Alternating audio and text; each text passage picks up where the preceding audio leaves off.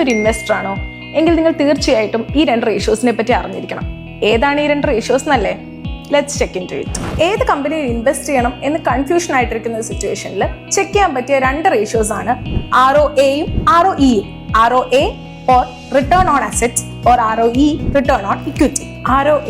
ROA is equal to net income divided by average assets. നിങ്ങൾ ഒരു pizza shop ഓണറാണെന്ന് സങ്കല്പിക്കുക. അപ്പം നിങ്ങളുടെ കയ്യിൽ കുറേ ഇൻഗ്രീഡിയൻസ് ഉണ്ടാവും, വെഹിക്കിൾസ് ഉണ്ടാവും, അതുപോലെ തന്നെ ഓവനൊക്കെ ഉണ്ടാവും. ഇതൊക്കെയാണ് നിങ്ങളുടെ അസറ്റ്സ് എന്ന് പറയുന്നത്. ഈ അസറ്റ്സിന്റെ ടോട്ടൽ വാല്യൂ ഒരു $100,000 ആണെന്ന് വിചാരിക്കുക. അപ്പോൾ നിങ്ങളുടെ നെറ്റ് ഇൻകം വരുന്നത് ഒരു 20,000 ആണെന്ന് വിചാരിക്കുക. അപ്പോൾ നിങ്ങളുടെ ROA 20% ആയിരിക്കും. 20% ROA എന്താ ഇൻഡിക്കേറ്റ് ചെയ്യുന്നത്?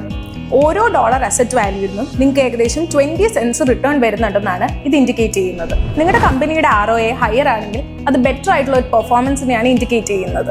ROE is equal to net income divided by average equity. അപ്പോൾ നമ്മൾ നേരത്തെ പറഞ്ഞ എക്സാമ്പിൾ ഉണ്ടല്ലോ, ഒരു പിസ്സ ഷോപ്പ്.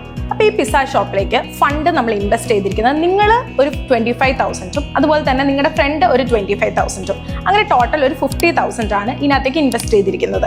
അപ്പോൾ ഇതിൽ നിന്ന് നിങ്ങൾക്ക് പ്രോഫിറ്റ് ജനറേറ്റ് ചെയ്യാൻ പറ്റിയത് ഒരു $20,000 ആണെന്ന് വിചാരിക്കുക. അപ്പോൾ നിങ്ങളുടെ ROE വരുന്നത് 40% ആയിരിക്കും. ഈ 40% ഇൻഡിക്കേറ്റ് ചെയ്യുന്നത് ഇൻവെസ്റ്റേഴ്സ് കൊണ്ടുവന്ന ഫണ്ട് വെച്ചിട്ട് നിങ്ങൾക്ക് എത്ര റിട്ടേൺ അവർക്ക് കൊടുക്കാൻ പറ്റി എന്നുള്ളതാണ്.